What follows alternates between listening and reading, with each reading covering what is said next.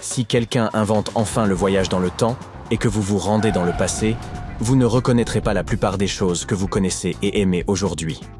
La Statue de la Liberté et les pyramides d'Égypte, certains gadgets de base comme la télécommande et votre ordinateur portable, et même le maïs que vous mangez au déjeuner ont tous changé au point d'être méconnaissables. Lorsque les pyramides ont été construites en Égypte ancienne, à Gizeh et dans d'autres lieux, elles n'avaient pas du tout cet aspect brun sablonneux. Elles étaient recouvertes de calcaire blanc.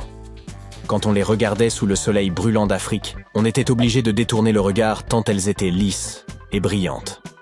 Les bâtisseurs utilisèrent environ 6 millions de tonnes de calcaire pour la seule grande pyramide de Gizeh. C'est la plus grande de celles qui sont encore debout. Les souverains locaux étaient plutôt économes et ils réutilisèrent certaines des pierres de revêtement pour d'autres projets de construction. Un tremblement de terre massif survenu au XIVe siècle détacha également une partie des pierres. Vous ne verrez donc pas beaucoup de calcaire, mais il y en a encore au sommet de la pyramide de Khéphren à Gizeh. On dirait une deuxième pointe au-dessus de la première.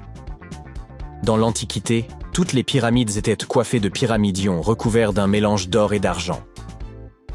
La plupart ont été perdus au fil des siècles, mais vous pouvez encore en voir quelques-uns dans les musées. Ils représentent des divinités égyptiennes. Les pyramides ont probablement été conçues d'après une pierre pointue sacrée, le benben. Elle représentait les rayons du soleil.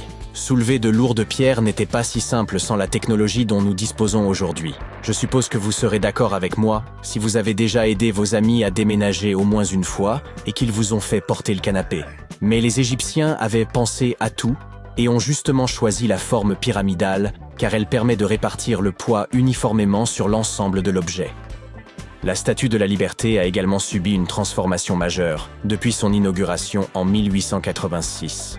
Croyez-le ou non, elle était autrefois d'un brun brillant, comme un centime. 20 ans plus tard, elle est devenue verte. Ce n'était pas un effet de mode, mais une réaction chimique. La statue est recouverte de centaines de fines feuilles de cuivre. Lorsque le cuivre entre en contact avec l'air, il forme une couche protectrice appelée verre de gris. C'est pourquoi les statues et autres objets en cuivre, en laiton et en bronze peuvent durer si longtemps. Lorsque Lady Liberty est devenue verte, les autorités ont décidé que ce serait une bonne idée de la repeindre. C'était bien avant l'avènement des réseaux sociaux, et il n'était donc pas possible de laisser un commentaire furieux sous le post présentant cette idée. Mais les journaux locaux en ont parlé et le public n'a pas été d'accord. Le Times a ensuite interviewé un fabricant de cuivre et de bronze, qui a confirmé qu'il ne fallait pas la repeindre, car enlever cette couche protectrice reviendrait à détruire la statue. Au fil des ans, des gens ont suggéré à plusieurs reprises de repeindre Lady Liberty, mais personne ne l'a jamais fait. Je ne sais pas ce qu'il en est pour vous, mais je n'arrive pas à imaginer cette dame dans une autre couleur, alors je suppose que c'est mieux ainsi. Vous aimez les bananes autant que moi ? La prochaine fois que vous en dégusterez une bien juteuse, n'oubliez pas que vous devez cette texture à la culture sélective. À l'origine, les bananes sauvages contenaient beaucoup de grosses graines dures et peu de cette pulpe délicieuse. Et la pastèque sucrée, vous aimez ça ? Son histoire remonte à plus de 5000 ans. Autrefois, la chair de la pastèque était amère, d'un blanc jaunâtre, et il était très difficile de l'ouvrir. La culture sélective a encore sauvé la mise, et les pastèques sont devenues beaucoup plus sucrées. Les scientifiques japonais sont allés plus loin encore, et en ont inventé une version sans pépins. La grand-mère du maïs est une graminée mexicaine appelée théocinthe. Les grains de cette graminée étaient petits, et même plutôt rares. Il y a plusieurs milliers d'années, les agriculteurs ne conservaient donc que les graines des plantes les plus grandes, les plus savoureuses, ou dont les grains étaient plus faciles à moudre. Et nous les remercions de nous avoir donné ce délicieux maïs que nous consommons aujourd'hui. Et imaginez ça, les avocats sauvages étaient si petits qu'ils tenaient facilement dans une main. Leur noyau était si gros qu'il n'y avait pas grand-chose à manger. Et leur coque était également beaucoup plus dure que celle des avocats modernes auxquels nous sommes habitués. Vous ne pourriez probablement pas accomplir beaucoup de travail aujourd'hui sans votre précieux ordinateur, mais je ne peux pas vous dire exactement à qui vous devriez dire merci pour cette invention. L'ABC de 1942 est l'un des prétendants au titre de premier ordinateur. C'est l'acronyme d'Atanasoff Berry Computer, nommé d'après ses inventeurs de l'Université d'État de l'Iowa. L'ABC pesait plus de 320 kg. Oui, le vôtre est certainement beaucoup plus léger. Cette machine était composée d'environ 300 tubes à vide et possédait un tambour rotatif, un peu plus grand qu'un pot de peinture, sur lequel se trouvaient de petits condensateurs. Un condensateur est un gadget capable de stocker une charge électrique, comme une batterie. L'ABC pouvait résoudre des problèmes comportant jusqu'à 29 variables différentes, ce qui permettait aux scientifiques de gagner du temps.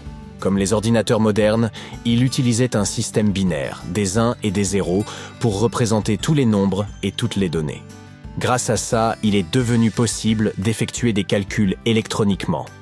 Et maintenant, écoutez un peu ça. L'ABC effectuait une opération toutes les 15 secondes environ. À titre de comparaison, un ordinateur fait aujourd'hui des millions d'opérations par seconde. Contrairement à la technologie que nous utilisons de nos jours, l'ABC n'avait pas de programme enregistré modifiable. Un programme ne pouvait donc effectuer qu'une seule tâche à la fois. Un opérateur devait noter la réponse intermédiaire, puis la recomposer dans l'ordinateur. Voilà pourquoi je suis heureux de vivre au XXIe siècle.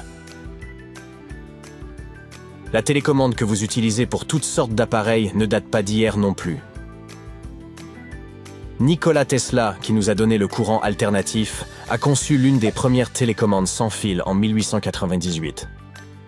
Il a baptisé son invention le téléautomaton et l'a présenté à l'aide d'un bateau miniature contrôlé par ondes radio. Le bateau était équipé d'une petite antenne métallique. Tesla envoyait des signaux au bateau à l'aide d'une boîte munie d'un levier et d'une clé télégraphique, sa version d'une télécommande. Ces signaux mettaient en mouvement les contacts électriques du bateau et faisaient bouger le gouvernail et l'hélice. Le concept de la télécommande s'est ensuite rapidement étendu à d'autres gadgets. La première télécommande de télévision est apparue en 1950. Elle a été conçue par la Zenith Radio Corporation, qui l'a baptisée Lazy Bone. Ça veut dire gros paresseux. La Lazy Bone était dotée d'un énorme câble relié au téléviseur.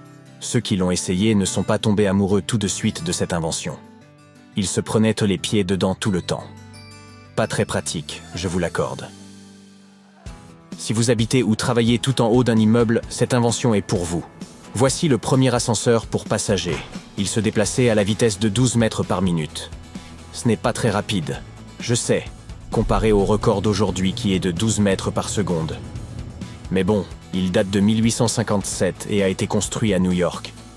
Il s'agissait plus d'une attraction touristique que d'une nécessité. L'ascenseur fonctionnait à l'aide d'un moteur à vapeur caché dans le sous-sol d'un bâtiment de 5 étages. Mais il fut fermé 3 ans plus tard parce que le public ne l'appréciait pas. C'est à cette époque que Otis Tufts a déposé le premier brevet pour un chemin de fer vertical. Son invention comprenait un wagon équipé d'un banc pour que les gens puissent s'asseoir. Un endroit idéal pour se retrouver entre amis, vous ne pensez pas? Ensuite, ils ont commencé à installer des ascenseurs dans les hôtels de luxe du monde entier.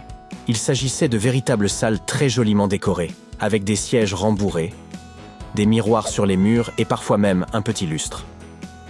Un opérateur fermait la porte et la cabine commençait sa très lente ascension. On l'utilisait car c'était à la mode. Ce n'était pas très rapide. Moi, j'ai toujours préféré les escaliers.